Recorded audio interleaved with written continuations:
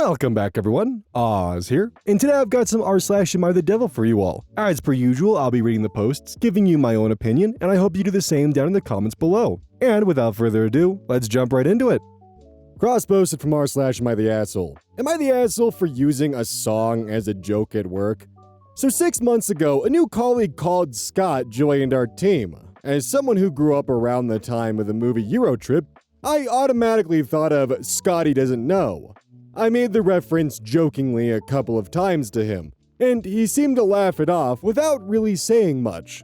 Everyone in our team thought it was funny, and everyone would join in and say things like, "Oh, don't tell Scotty," whenever he mentioned his girlfriend, which he seemed to take in good enough humor.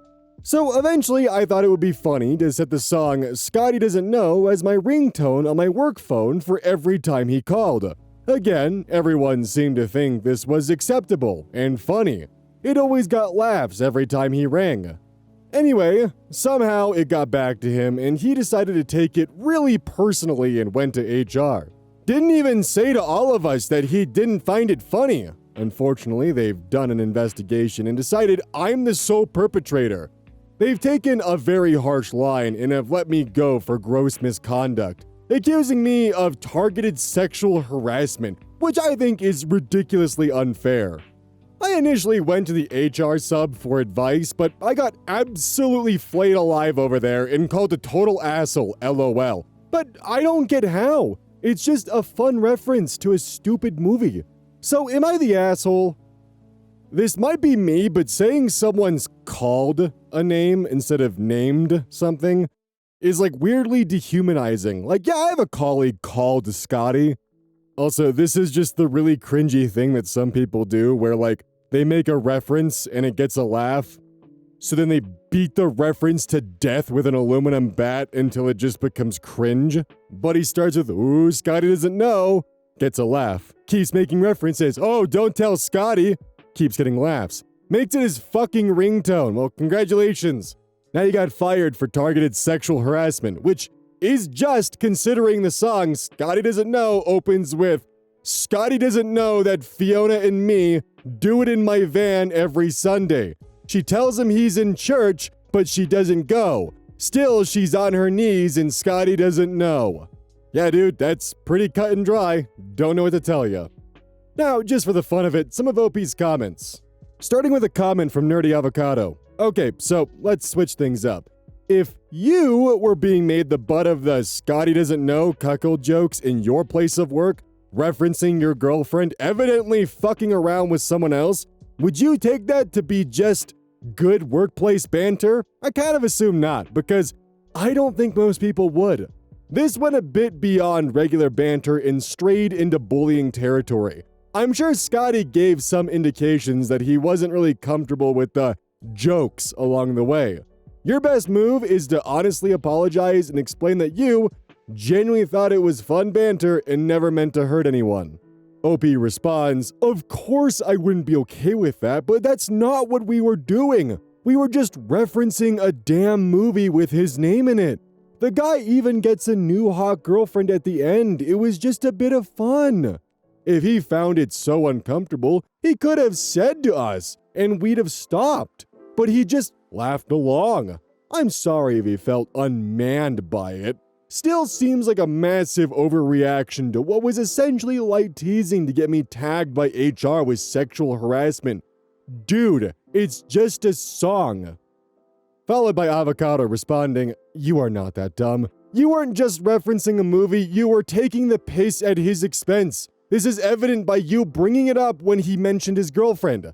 He could have told you, but you were already bullying him, so why would he?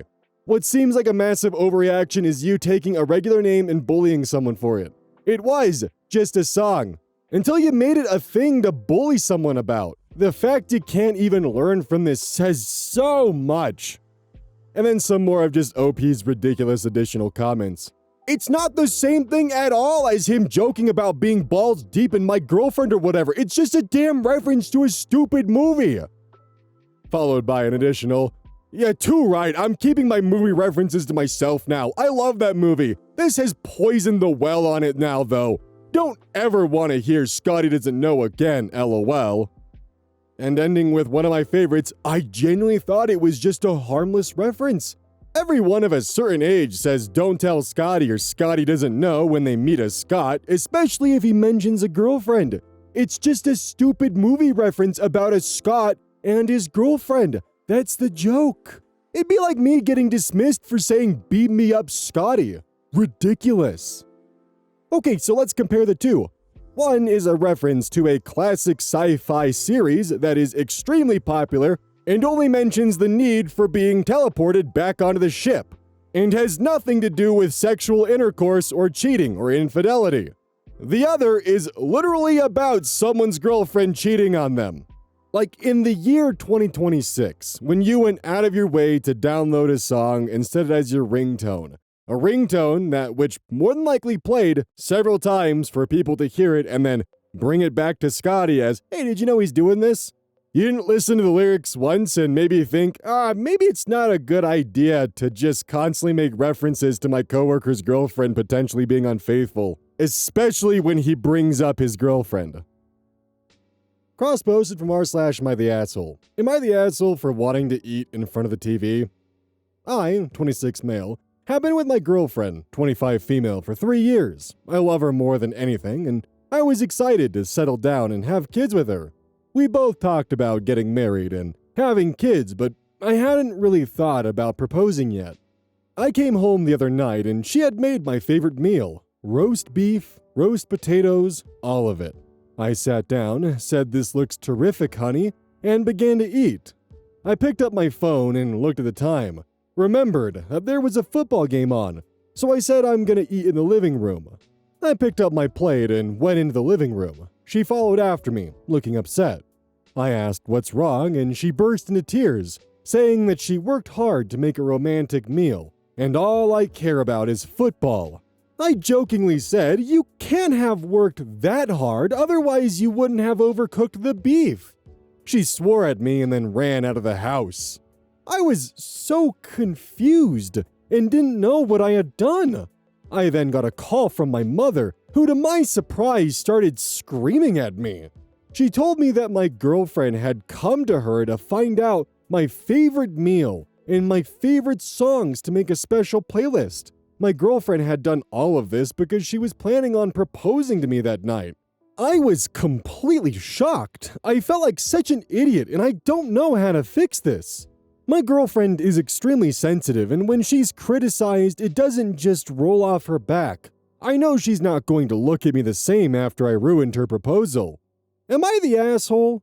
Update. Even though I have been heavily criticized in the comments, I'm still grateful for all of the tips. My girlfriend sent me a text the night I sent this, saying she was going to pick up her stuff at 7 the next day. I decided I was going to try and make it up to her, so I got loads of red roses and scattered them around, lit about 40 candles, cooked her favorite meal, got her a very nice ring, and wrote a speech and smashed the TV. I told her that I'm an idiot and I was sorry I missed the signs and I'm such a dick for insulting her meal. I read my speech and proposed, and she told me she needed some time to think. I know right now that if she breaks up with me, at least I tried to resolve it, and I know what not to do in my next relationship. Oh well, at least I know what to do in the next one. Damn, dude. Also, smashing the TV isn't really a romantic gesture. Hey babe, I decided to break our TV to show you how much I love you. An impulsive and potentially aggressive decision that definitely shows you that I'm ready for being married. Also, sorry, I didn't realize that after you spent hours preparing the meal that was my favorite and going to sit down and watch football instead, that after you said you spent so much time on it that telling you, well, you overcooked the beef, so could it really have been that much? That upset you. I didn't know that would have been rude or wrong, so I'm sorry for that one. Like, how are you this dense, bud? Seriously. Sadly the worst, a frequent contributor to r/AmITheDevil and someone who you'll find in the comments section from time to time, has left a comment gathering some of OP's comments.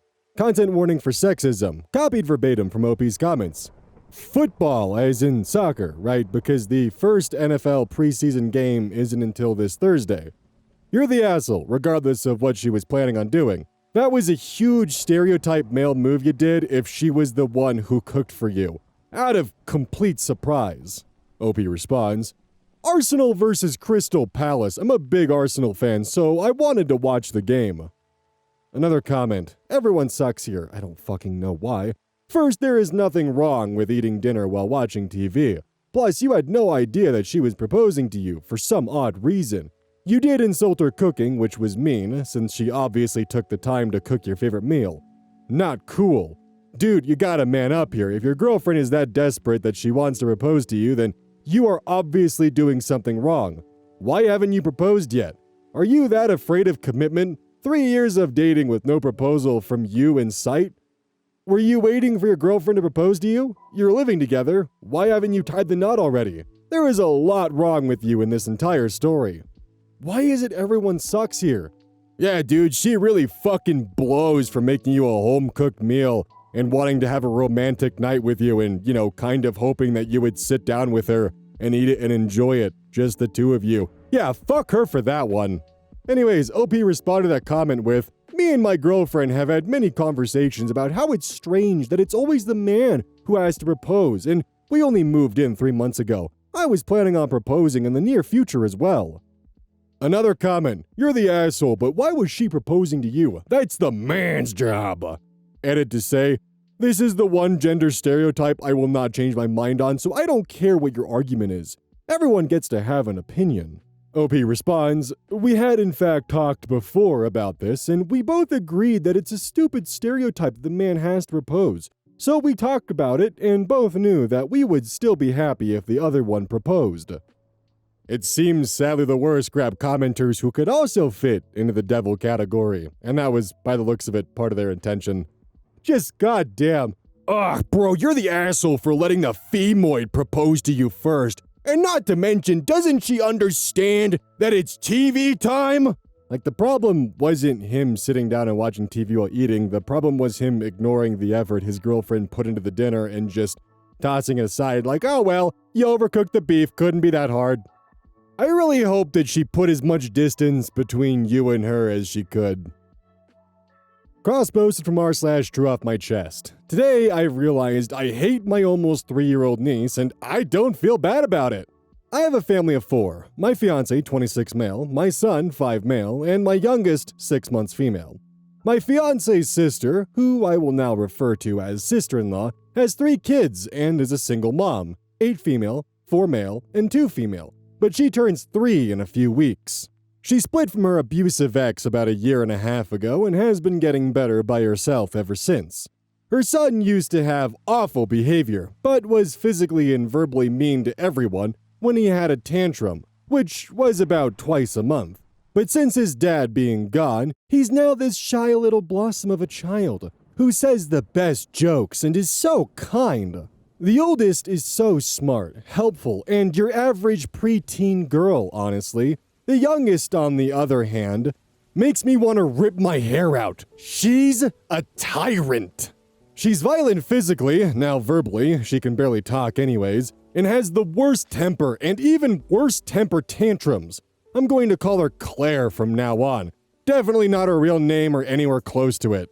Claire ruins everything to the point where I choose to not have a birthday party for my son just so she would not have to attend. Instead, we took our nephew and grandma to a kids' science museum with our family for a day out, and did a day out separate with my side of the family. I've taken them to the local water park, and Claire screamed and was throwing herself around over pizza. It's not even so much the tantrums as it is the ways my fiance's family responds to them. Sister-in-law just ignores it like you're supposed to, but grandma and great-grandma immediately cave and in baby voices go, "Oh, come here, I'll hold you, I'll carry you," etc., etc. It's the worst. It enables it to the point now that I don't want to be near her and dread going to anything with her there. Today was the breaking point. Grandma and great-grandma were watching sister-in-law's kids as it's the one Saturday she works a month and they're only open 10 to 2 at her job. Well, we, minus my fiancé because he works 12 to 11, came over at 12 as it was super nice out and it gives the kids a chance to play to break up who's taking care of all the kids. They're a handful as they're all very different personalities and all true country kids. It was going well overall as Claire slept almost the whole time, And the rest of the time, she chose to watch Cocomelon on Grandma's phone. Again, something the grandparents put on against everyone's wishes, until sister-in-law came to pick them up. Typically happens because the kids know if they throw a fit around Grandma about sister-in-law that Grandma gives in. Claire then becomes a menace. She refused to listen, began to yell, scream, throw things, say I hate you to Grandma and sister-in-law, and just was being ridiculous and amping up to throw a tantrum. She then went to the bathroom to hide from picking up toys to get ready to go. All the other kids got done, and I told my son to go inside and break down the kids' table. Really easy, and he loves doing it. And as I step inside to help him with my baby in my arms, Claire sprints out of the bathroom full force and slams into the front door, which is about 2 to 3 feet away from the bathroom, and smacked my baby in the face with the door and smashed my toe so bad 2 of them started bleeding from the nails and will for sure fall off. Cool, it was an accident. I get that. But then I proceeded to raise my voice, not yell per se, but more mom voice, and just go, Claire, outside, and usher her out the door as I try to calm my screaming baby, who now has a line between her brows and on her nose from the corner of the door. Tell me why I then hear Claire screaming and crying outside on the patio louder than my 6-month-old baby is screaming and crying from being smacked in the face. Mind you, no one was reprimanding her. I wanted to lose it so bad, but since my fiance wasn't there and I'm luckily medicated, I just chuckled and said to the sister-in-law, so my daughter got smacked by a door and yours is the one screaming more. And she chuckled and shook her head and then was trying to get her up and just telling her to stop crying and to get in the car as it's time to go.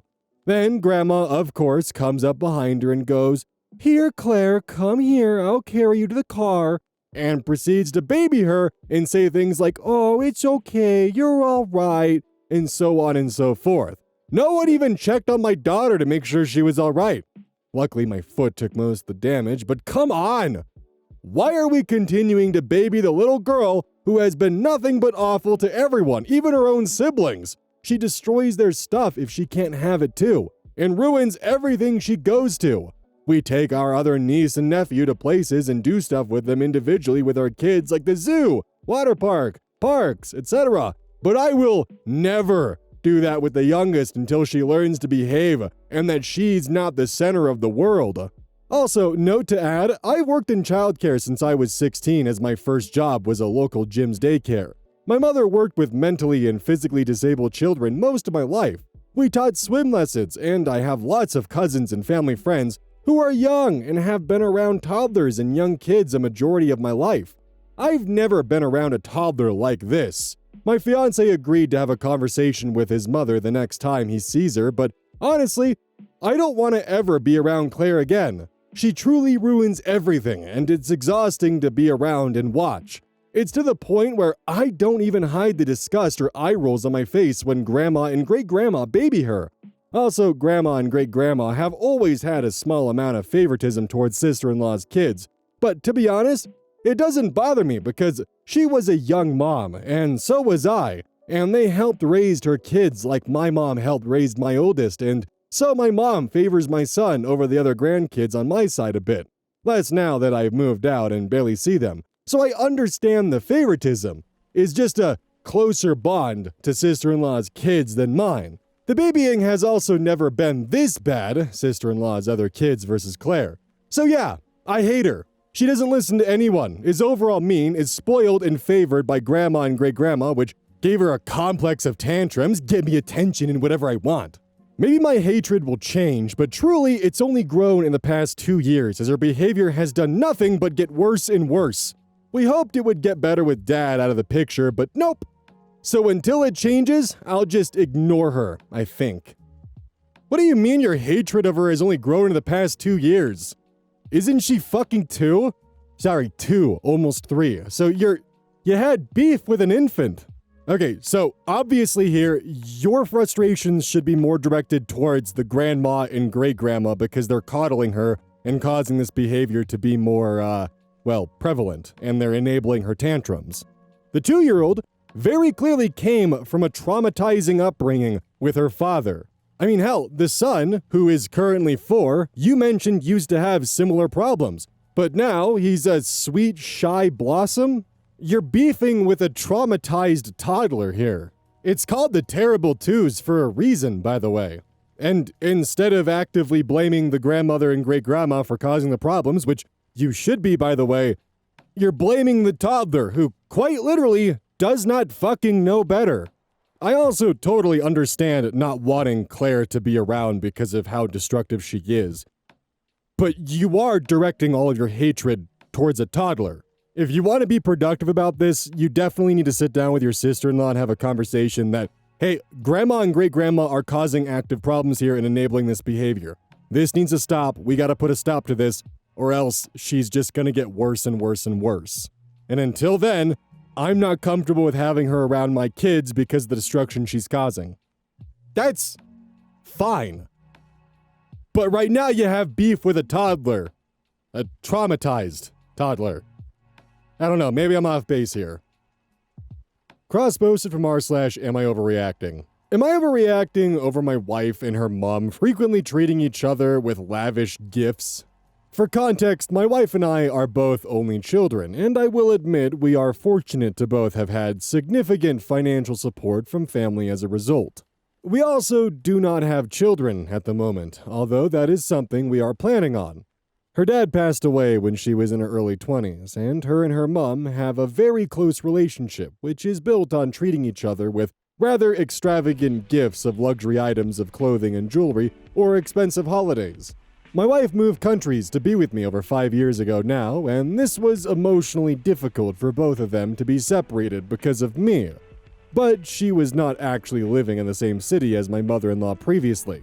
My wife currently lives with me in a flat which I owned from before the marriage, and so pays no rent, but is fortunate to be the higher earner in our household. We are currently splitting bills and everyday groceries / eating out / holiday costs for when we go on trips together 50-50. This means that my wife has a higher discretionary spend each month. Admitted, she will save a fair amount of this, but the rest she will spend on either herself or her mum. They will usually take a daughter-mother trip to an exotic location every 6 months or so, and go on a shopping spree also. And on top of this, she will also usually get further discretionary spending money / gifts from her mum. I asked my wife, given the above situation, if she could contribute proportionally more of her income as a sort of rent. I agree I probably worded this poorly, as I feel that the current situation is not fair, and I am subsidizing her and her mom's lifestyle. However, my wife has pointed out that this is just how her and her mom like to bond with each other, and that there's nothing stopping me treating my parents this way also. But my parents are much more frugal and are habitual savers, and that I'm overreacting with my comments. I will point out that my wife's spending habits are not putting us in debt or financial difficulties, and I have wondered if I am indeed overreacting, and even if I should try and adopt her life is worth living approach with my own parents to sort of level the playing field. Some common interactions with OP. User C12342 comments, yeah, you're overreacting. The flat is a premarital asset only in your name. You don't pay mortgage for the flat as it was a gift from your parents to you and in your name only. She already pays her share, which is half the bill and going out. You aren't subsidizing her mom and her. It's her money. She's free to do what she wants. If you want to be fair, add her to the deed of your house. In the end, she may be a higher earner, but she doesn't own a home. Frankly, you sound envious and greedy. The OP responds, but I don't own any of her clothes or jewelry either, and I don't want to own them. But she's getting benefits living in a flat even if she does not own it, whereas I've never tried on her clothes or jewelry. Another comment, this one's from Cookies and Colts. Yeah, you're overreacting. Let her do nice stuff for her mom. User Fast and Pretty responds, I know. It's not her fault you earn less. You even admitted she saves up as well. Cookies and Colts responds to Fast and Pretty with, right? Like, talk about small man syndrome. This guy screams insecure. OP in response to Fast and Pretty, sure, but it's also not my fault. Would you say that to a stay-at-home mom that it's her fault she earns less than her husband? User PinkGem responds, in this completely different scenario, would you say the same thing? My dude, my guy, it's not that scenario. What they would say in that scenario doesn't matter because it doesn't apply. That's why each post is you writing out your specific scenario. Also, that comparison doesn't even work in the slightest because the thing is it's not like OP is in fact subsidizing his wife.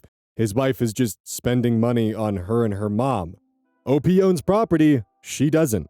Literally no one is saying it's his fault and no one is blaming him. And also, a stay-at-home mom wouldn't be in the position to charge her husband rent in 99% of cases. It really does come across as though OP is trying to punish his wife because she's spending money on things that isn't him, or things that doesn't benefit him. And I'm not just like projecting this either, I'm not like jumping to conclusions here. OP actually directly says this. User Rising with the Sun comments, do you and your partner ever go on vacations? OP responds, yes, and we split the costs 50-50. Rising with the Sun comments further, do you want to go on these vacations with your wife and mother-in-law? I'm trying to understand your envy/emotions towards this in general.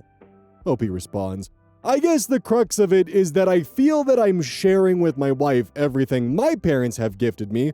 The flat, my parents are not in the habit of buying me regular lavish gifts, but she's not sharing any of the gifts her mom is gifting her. It seems many of the comments here are calling me selfish for thinking this way, but I am confused, as I certainly would not treat my best friend this way. And people say your partner is supposed to be your very best friend. User JustDG's comments, quote, it seems many of the comments here are calling me selfish for thinking this way, but I am confused as I certainly would not treat my best friend this way. And people say your partner is supposed to be your very best friend. End quote.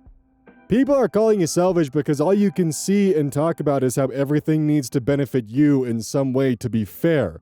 That means rather than feeling the joy and pride that your wife can afford to spoil and connect with her mother, the woman who birthed and raised her as her mom grows old is to be upset and find a way to make it harder or less enjoyable for her to do so. You expect your best friend to share every single gift they get with you, or that you should benefit from their gifts? Like, I'm really sorry your parents are the kind of people who give lavish gifts, but maybe that's something you can do with your wife as well, or something you can try to do for your parents. You charging your wife rent on a place that you own in full, that was a gift from your parents, that you own as a premarital asset that you will receive all the benefit and the property value for because she has additional money that she can use to spend on her mom or receive gifts from her mother.